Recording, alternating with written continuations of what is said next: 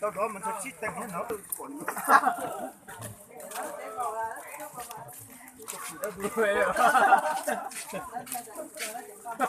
Đến lúc cuối phần này cho đến tôi cho thanh hương. Buồn điểm ra cái mốt nó đúng rồi. Thầy cứ kêu vậy. Đi mà thế ấy giờ. Món ra để ca chứ có nữa đâu. Ô mình đi mà. Mình mà con trung không. Sai rồi thôi rồi. Một tia lấy chịu.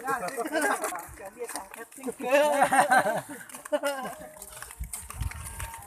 Một lần đi. Một lần đi.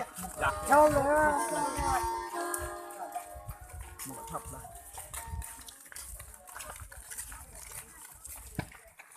Thế này là có chảy đi trong đó cô.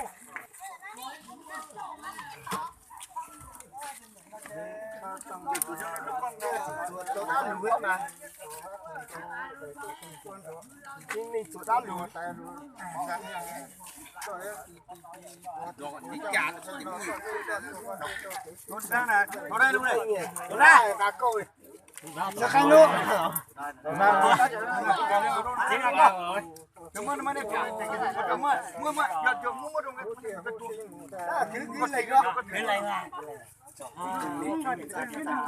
Mua là con tụi tôi nè. Muốn cho một có chỉ đi của. Cảm ơn. Xin cảm ơn xin làm cho làm được à. Chào này. Rồi xin cảm ơn hả? Tái này. Coi thành công muốn cho một chiếc nữa. Thấy lâu sẽ lên lấy Con thành con muốn lấy ra. Con thành á. Phụ sa thì Con thành con muốn lấy thì các kia nữa. Con thành đấy. Thường thường là nhìn xuống lan ơi. Có phơi à. Thôi. Tôi luôn chúa mà thứ xây. Chỉ pha này.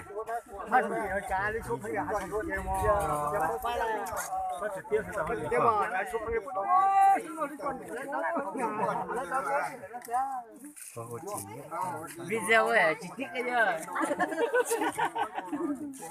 Yêu Nhìn quay sai sao hả? Kiểu. em liền mà. Châu ơi. Sao mà khi lên tạt. Đúng rồi. Ừ mà dù xa thì bé rõ xích. Như giờ tao. Chia nè.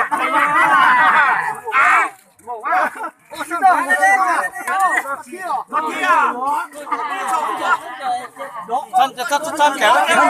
Chân trời, chạy ơi. Nó cái gì như khi à? Chơi muốn rồi.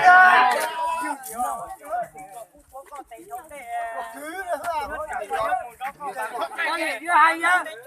Xin lỗi mà sắp mưa. Có vô có chưa? Hắn ta lại để chuột nó là phải to to vậy chứ. Chim.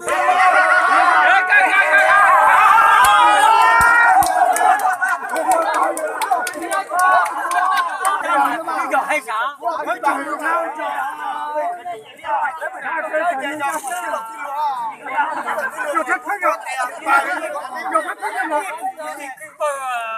Coi nước có chuyện có để ta ta chùa nhớ chặt có tay đồng con lá đầy đồng con dày rồi coi một số con bà con tay chia coi có chuyện có mua được tao học qua là